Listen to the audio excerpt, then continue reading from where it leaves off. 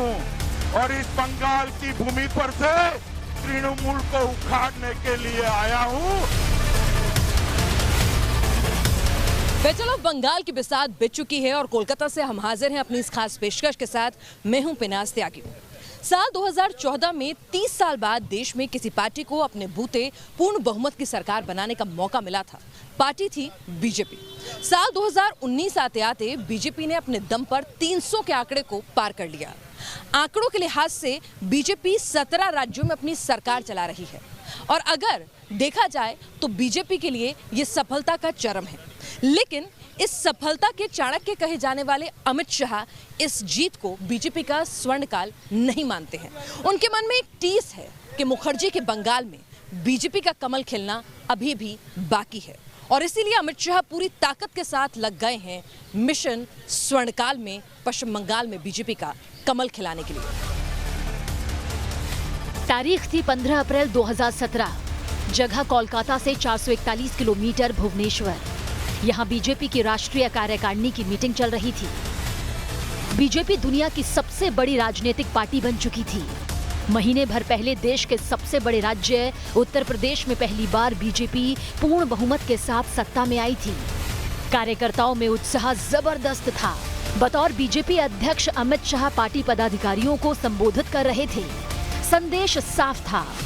बेशक भारतीय जनता पार्टी और उनके सहयोगी पार्टी देश के आधे से ज्यादा राज्यों की सत्ता पर काबिज हों, लेकिन जब तक पश्चिम बंगाल में बीजेपी सत्ता में नहीं आती तब तक पार्टी का स्वर्णकाल नहीं है। जाहिर है अमित शाह जब भी कुछ बोलते हैं तो उसके पीछे उनकी ठोस रणनीति होती है और उसे करने में जुट जाते हैं। भुवनेश्वर में हुए राष्ट्रीय कार्यकारिणी मीटिंग के ठीक 10 दिन बाद अमित शाह पहुंचे बंगाल के नक्सलबाड़ी, यानी वो जगह जहां से 60 के दशक में देश में नक्सलवाद की नींव पड़ी। नक्सलबाड़ी से ही अमित शाह ने किया बीजेपी के मिशन बंगाल का आगाज। जिस प्रकार से बंगाल में पहले कम्युनिस्टों का और उसके बाद तृणमूल कांग्रेस का शासन चला है, बंगाल गरीब से गरीब होता जा रहा है। मैंने जनता का जो उत्साह देखा है, मुझे निश्चित भरोसा है कि बंगाल में भी कमल खिलने वाला है। 2014 में पार्टी अध्यक्ष की कमान संभालते ही अमित शाह ने मिशन बंगाल पर काम शुरू कर दिया। पश्चिम बंगाल और बीजेपी के बीच में एक ब्रिज की तरह से अमित शाह ने काम शुरू किया। नेताओं को चिन्हित किया, पश्चिम बंगाल के लिए रणनीति बनाई, आरएसएस की मदद से काडर तैयार किया और पूरी ताकत मिशन बंगाल में झोंक दी। 30 नवंबर 2014 को कोलकाता में की गई अपनी रैली से ही अमित शाह ने अपने इरादे साफ कर दिए थे, जिसमें उन्होंने अपना परिचय देते हुए कहा था, मैं अमित शाह पश्चिम बंगाल से तृणमूल कांग्रेस को उखाड़ फेंकने के लिए आया हूं। अमित शाह के लिए पश्चिम बंगाल उस वक्त से ही फोकस पर था जब उन्होंने साल 2014 में पार्टी की कमान संभाली। साल 2014 के लोकसभा चुनाव में पश्चिम बंगाल में बीजेपी को महज 2 सीट मिली थी, लेकिन वोट शेयर 17% पर पहुंच गया। एक एक वोट की अहमियत बखूबी समझने वाले अमित शाह को चुनाव की हर ताकत का भी एहसास रहता है और यही वजह थी कि मई 2014 लोकसभा चुनाव में बीजेपी को मिली प्रचंड जीत के 6 महीने भी नहीं हुए, अमित शाह ने कोलकाता नगर निगम चुनाव में अपनी ताकत झोंक दी। ममता सरकार की तमाम बंदिशों के बावजूद कोर्ट से ग्रीन सिग्नल मिलने के बाद 30 नवंबर साल 2014 को अमित शाह ने कोलकाता में बड़ी रैली की। इस रैली में अमित शाह का वो अंदाज दिखा जिस अंदाज से अब तक मां, माटी और मानुष की सियासत करने वाली ममता बनर्जी अनजान थी। मैं अमित शाह हूं और इस बंगाल की भूमि पर से तृणमूल को उखाड़ने के लिए आया हूं, वो आप समझ लीजिए। जब कोलकाता नगर निगम चुनाव के नतीजे आए तो ये बीजेपी की उम्मीद से उलट थे। टीएमसी का जिक्र करें तो साल 2010 के 95 सीट से बढ़कर ये 114 हो गई, जबकि बीजेपी 3 सीट से बढ़कर 7 सीटों तक ही पहुंच पाई। अब वक्त था साल 2016 के विधानसभा चुनाव का। बीजेपी पूरी ताकत से चुनाव लड़ी। नतीजे आए तो बीजेपी सिर्फ 3 सीटें ही जीत पाई, जबकि वोट शेयर 10% रहा। लेकिन 2011 विधानसभा चुनाव में जिस पार्टी का खाता तक नहीं खुला था और 4% वोट शेयर वाली पार्टी 2016 में 10% वोट शेयर तक पहुंच चुकी थी। अमित शाह जानते थे कि लड़ाई लंबी है और मेहनत का नतीजा समय के साथ सामने आएगा। अमित शाह मिशन बंगाल में लगे रहे। साल 2018 आ चुका था। बंगाल में पंचायत चुनाव होने थे। बीजेपी पूरे दमखम से लड़ी। टीएमसी भले ही 78.4% सीटें जीती हों, लेकिन बीजेपी 11.9% सीट जीतकर दूसरे नंबर पर आ गई। बीजेपी ने इस चुनाव में आदिवासी इलाकों में टीएमसी को कड़ी चुनौती दी थी। जाहिर है पंचायत चुनाव के नतीजे 2019 के लोकसभा चुनाव की तैयारियों में जुटी बीजेपी के लिए टॉनिक की तरह काम कर चुका था। साल 2019 के लोकसभा चुनाव में बीजेपी को 18 सीटें मिली और वोट शेयर रहा 40.64%। और जो सिलसिला पंचायत चुनाव में शुरू हुआ वो लोकसभा चुनाव में भी जारी रहा। बीजेपी बंगाल में दूसरे नंबर की पार्टी बन गई। यानी साल 2014 के बाद 5 सालों में बंगाल की राजनीति में सबसे बड़ा बदलाव ये आया कि बीजेपी ने खुद को टीएमसी के मुकाबले सबसे मुखर विपक्ष की भूमिका में खड़ा कर दिया। सीपीएम अपने आप को इतना ही वीक समझने लगी कि उसको लगा कि उनके जो सपोर्टर्स हैं उनको शायद लगने लगा कि सीपीएम के पास से हमें कोई प्रोटेक्शन नहीं मिलेगा अगर हम वही पार्टी करते रहें और तृणमूल हमारे ऊपर ज़बरदस्ती करती रही। तो ये मिला के जो है बीजेपी अपने आप को एक मजबूत पार्टी के हिसाब से प्रोजेक्ट कर पाया है और ये अमित शाह का पूरा कंट्रीब्यूशन है। साल 2019 के लोकसभा चुनाव के नतीजों से तो ये साफ हो चुका था कि साल 2021 के बैटल ऑफ बंगाल में ममता बनर्जी को किसी से चुनौती मिलेगी तो वो बीजेपी के अलावा कोई दूसरी पार्टी हो ही नहीं सकती। क्योंकि अगर लोकसभा चुनावों के नतीजे के आधार पर बीजेपी को बंगाल के 120 विधानसभा क्षेत्रों में बढ़त मिली थी, जबकि टीएमसी को 166 पर बढ़त, और यही वजह रही कि साल 2021 के विधानसभा चुनाव के लिए अमित शाह ने मिशन 200 सीट तय किया है। 2014 में जब बिना किसी मजबूत काडर, संगठन और नेताओं की मौजूदगी के बीजेपी को 87 लाख वोटर्स ने वोट किया, तो अमित शाह जैसे मंझे हुए राजनेता को ये भांपने में देरी नहीं लगी कि पश्चिम बंगाल के वोटर्स के मन में मौजूदा सरकार को लेकर कुछ उथल-पुथल है, संशय है और विकल्प की कमी है। और बस यहीं से अमित शाह ने इन वोटर्स को बीजेपी की तरफ मोड़ने की कवायद शुरू कर दी।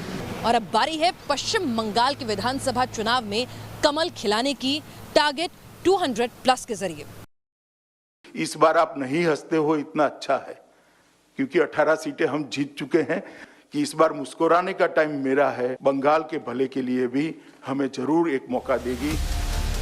पश्चिम बंगाल अमित शाह के दिल के कितने करीब है ये आप इससे भी समझ सकते हैं कि साल 2019 में जब 300 से ज्यादा सीटों के साथ नरेंद्र मोदी लगातार दूसरी बार प्रधानमंत्री बने तो अमित शाह को गृह मंत्री जैसे भारी भरकम मंत्रालय की जिम्मेदारी दी गई। अब अमित शाह की जगह जेपी नड्डा के हाथों में बीजेपी की कमान है। बावजूद इसके अपने व्यस्त कार्यक्रमों में से समय निकालकर हर महीने अमित शाह बंगाल आते हैं। नवंबर महीने में अमित शाह जब बंगाल आए थे तो उन्होंने पार्टी को बूथ स्तर तक मजबूत करने को लेकर कार्यकर्ताओं और नेताओं के साथ चर्चा की। बाकुंडा में आदिवासी तो कोलकाता में मतुआ समुदाय के घर भोजन भी किया था। दरअसल मतुआ समुदाय के 70 लाख वोटर पर बीजेपी और टीएमसी की नजर है। मतुआ समुदाय का 70 विधानसभा सीटों पर असर है। मतुआ समुदाय नागरिकता संशोधन कानून के तहत भारत की नागरिकता चाहते हैं। अमित शाह का संदेश साफ है, लोकल स्तर पर महिलाओं और अलग अलग समुदाय के लोगों की भागीदारी सुनिश्चित करें और मुख्यमंत्री के चेहरे की चिंता किए बिना काम करें। राजनीति में ममता जितनी हठीली हैं, अमित शाह उतने ही जुझारू हैं और यही वजह है जब पश्चिम बंगाल में बीजेपी की मौजूदगी की कोई कल्पना भी नहीं कर सकता था, उस वक्त अमित शाह ने बीजेपी का रण जीतने के लिए अपने सबसे मुफीद सिपहसालारों की तैनाती वहां पर कर दी। वो सिपहसालार जो पश्चिम बंगाल की राजनीति के मिजाज को, बंगालियों के मिजाज को अच्छे से समझते थे और साथ ही वो संगठन खड़ा करना भी बखूबी जानते थे। पश्चिम बंगाल के विधानसभा चुनाव की तैयारी में कोई कोर कसर नहीं रह जाए, इसे लेकर अमित शाह की तैयारी फुल प्रूफ है। बीजेपी ने पश्चिम बंगाल को संगठन के लिहाज से 5 जोन में बांटा है। उत्तरी बंगाल, राड़बंग यानी दक्षिणी पश्चिमी जिले, नवद्वीप, मेदिनीपुर और कोलकाता सभी जोन के लिए 5 प्रभारी भी नियुक्त कर दिए गए हैं। सभी प्रभारियों ने कोलकाता में मोर्चा भी संभाल लिया है। इसके साथ साथ आईटी सेल के अमित मालवीय को बंगाल के रण में सह प्रभारी बनाया गया। तो वहीं खुद अमित शाह और जेपी नड्डा हर महीने बंगाल में जमीनी स्तर पर संगठन का जायजा ले रहे हैं। मकसद साफ है, पार्टी कार्यकर्ताओं का उत्साह बढ़ाना और हर क्षेत्र में पार्टी की पकड़ मजबूत करना। त्रिपुरा इनके लिए जीत के लाए थे। सुनील देवधर के बारे में जानते हैं? तो सुनील देवधर ये हुगली, हावड़ा, उसको हम जानते हैं अच्छी तरह से। ये डेडिकेटेड पुराने स्टाइल का आरएसएस है, समझ गए? ये 10-12 भाषा जानते हैं, ट्राइबल एरिया में रहे हैं नॉर्थ ईस्ट में, और पूरा लाइफ सैक्रिफाइस का है। तो ये सुनील देवधर को इन्होंने दोनों मिदनापुर वेस्ट और ईस्ट और हावड़ा और हुगली का चार्ज दिया है। यहाँ पर हम मान रहे हैं उत्तर बंगाल में बीजेपी का अच्छा रिजल्ट होगा, दक्षिण बंगाल में ममता का गढ़ था, बट ये जो 4 जिले में अगर शुभेंदु अधिकारी और सुनील देवधर का एक कॉम्बिनेशन, ये बड़ा खतरनाक कॉम्बिनेशन होगा। इसके साथ टक्कर देने के लिए ये श्री अभिषेक बैनर्जी कहीं के नहीं रहेंगे। अमित शाह पश्चिम बंगाल में सिर्फ सियासी जीत हासिल नहीं करना चाहते, बल्कि उनका मकसद है पश्चिम बंगाल के लोगों के दिलों को जीतना। वो जानते हैं कि अगर बंगाल में लंबे समय तक कमल को खिलाए रखना है तो उसके लिए बंगाल के लोगों का दिल और विश्वास जीतना जरूरी है, और ये रास्ता बांग्ला भाषा से होकर जाएगा, बंगाली प्राइड से होकर जाएगा। इसलिए अमित शाह हर मौके पर बंगाली मानुष, बंगाली प्राइड का जिक्र करना कभी नहीं भूलते, और साथ ही बंगाल की प्राइड से जुड़ी हुई हर शख्सियत को नमन करने का कोई मौका वो नहीं छोड़ते हैं। और खबरें हैं कि अमित शाह ने बंगाली सीखने के लिए एक शिक्षक जो है वो भी नियुक्त कर लिया है।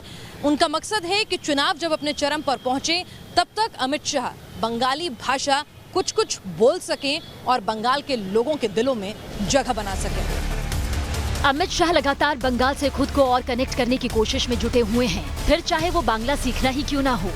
अमित शाह बांग्ला भाषा से अपने भाषण को और असरदार बनाना चाहते हैं, जिससे ममता बनर्जी के बाहरी और माँ माटी मानुष के नारे की धार को कमजोर किया जा सके। कभी लेफ्ट का गढ़ रहे पश्चिम बंगाल में एक लंबे संघर्ष के बाद ममता बनर्जी अपनी पार्टी की 2 पत्तियां खिलाने में कामयाब हुई थी।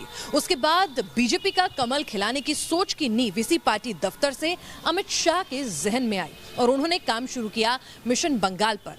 वो जानते थे कि उनके पास वक्त कम है और ऐसे में काडर नेता तैयार करना मुमकिन नहीं होगा, इसलिए उन्होंने रणनीति बदली। उन्होंने यहाँ पर लेफ्ट के नाराज हताश काडर को बीजेपी में शामिल किया। तृणमूल लेफ्ट के जो बागी नेता थे, नाखुश नेता थे, उन्हें बीजेपी में तरजीह दी। साथ ही यहाँ का जो लोकल टैलेंट था, इंटेलेक्चुअल्स थे, उन्हें बीजेपी के नेता प्रवक्ता के तौर पर ग्रूम किया। और साथ ही पार्टी के जो बूथ थे उनकी संख्या 79 से लेकर 60,000 की, यानी पूरी मैनेजमेंट और प्लानिंग के साथ अमित शाह बंगाल जीतने के मिशन पर लग गए। चुनावी राजनीति में अमित शाह को बागी शक्ति का भी पूरा एहसास है और यही वजह है कि कभी ममता बनर्जी के बेहद नजदीकी रहे मुकुल राय आज बीजेपी के राष्ट्रीय उपाध्यक्ष हैं। तो वहीं चुनाव से पहले ममता बनर्जी की कोर टीम में भी सेंध लगाने में अमित शाह की रणनीति काफी हद तक कामयाब होती दिख रही है। अगर टीएमसी के कद्दावर नेता बीजेपी का दामन थामते हैं तो राज्य की जनता में ये संदेश जाएगा कि अगली बार बीजेपी की सरकार बनने जा रही है और यही वजह है कि टीएमसी के नेता पार्टी छोड़कर बीजेपी में जा रहे हैं। युद्ध जीतने की एक अहम रणनीति होती है कि अपने खेमे में जोश हाई रहे और विरोधियों की हवा टाइट रहे। अमित शाह की देखरेख में बंगाल फतेह के लिए बीजेपी के इलेक्शन ऑफिस में कुछ इसी अंदाज में तैयारियां चल रही हैं। अमित शाह जब जब बंगाल का रुख करते हैं, विरोधी खेमे में भगदड़ मचती है और अपने कार्यकर्ताओं में जोश भर जाता है। अमित शाह की ये मेहनत पश्चिम बंगाल में कमल खिला पाएगी और बीजेपी का स्वर्ण काल ला पाएगी, ये तो चुनाव में वोटर तय करेंगे, लेकिन कम से कम उनकी रणनीति और मेहनत ने इस चुनावी संग्राम में बीजेपी को एज जरूर दिला दी है। वीडियो जर्नलिस्ट मोहम्मद आरिफ खान के साथ पिनास त्यागी, न्यूज़ नेशन, कोलकाता।